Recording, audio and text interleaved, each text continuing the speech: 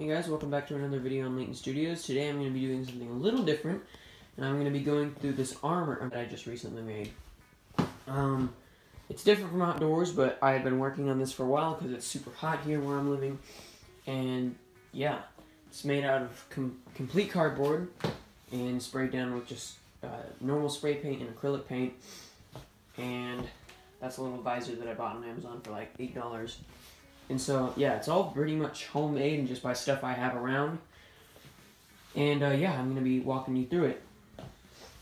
So this little face guard right here, or neck guard as they call it in the fishing world, I put it on my neck so no one can, like, see my skin, so it just looks pretty official. The gloves are biker gloves. I like these because they're padded, and they both look really neat. And I always thought fingerless gloves looked pretty neat, too. So, yeah. These are the wrist guards. Whenever I was making like the little details, I thought that would be cool, and I think it's going to be like the main symbol of this guy that I made. It's Phantom Mark 1, and I hope to continue making these and keep that little trademark symbol right there. So then right here is where I put up on my arms. Unfortunately, it's a little too big, so I have to wear like sort of a bulkier jacket, which is inefficient during summertime. But it still works and it stays on, and I think eventually I'm just going to get like a clip to run it through there so it doesn't fall off and I can wear like thinner clothing under it. Shoulder pads. Now I just put a little flimsy piece of cardboard in between these two parts, and it still works just as good. And I thought this part looked it came out really well, the paint job did, and I'm really proud of it the way it looks. Just the little, it sort of looks like a mustache, but those little markings are they're fun to make because you don't really plan them, and then you just sort of draw these little structures in Sharpie, and then you trace them out, and it always turns out really good. On the full armor set, I mean, I'm very new to it, so it's not as well structured, but I tried to keep everything in line. I do like up here how it curves, and it just has more of an organic structure. I didn't want it to just be a straight line across, but up here I like these arrows right there, and sort of the clips. This was sort of inspired how stormtroopers are with their armor, like it just lines up with lines going forward. And I'm going to show you all the back of the armor real quick. And one thing I wanted to point out is back here it was very 3D, which I'm really proud of.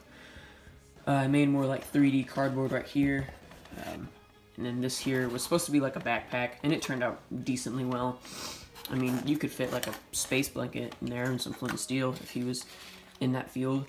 And then here's just some yellow and silver lines, and that was the color I wanted to go for.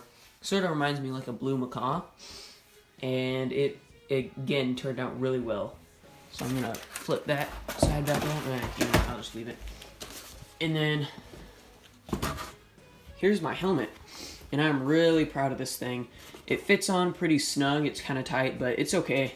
For my first helmet, I did pretty good on measuring around my head. Of course, whenever I do this next time, I'm going to get a tape measure and stuff. But, yeah. The visor, I just got on Amazon for $8 and glued in there. Here's the side. I was considering putting an antenna on it, but I have yet to do more of that. And here's an America AFTCO sticker, because I was at the Bassmaster Classic and was just taking stickers and figured this one would look cool on the back of the helmet. And just going all around, it's all pretty much the same. The helmet sort of was inspired by a shore trooper, Imperial Scarif Trooper from Rogue One. And I'll show you what I mean. You can see his helmet. It doesn't have the front like the visor, but the helmet looks very similar. So, thought that was neat. And yeah, there you go. That's the armor all posed up right there. Looks really silly, but that's an Academy chair I got for free at Bassmaster.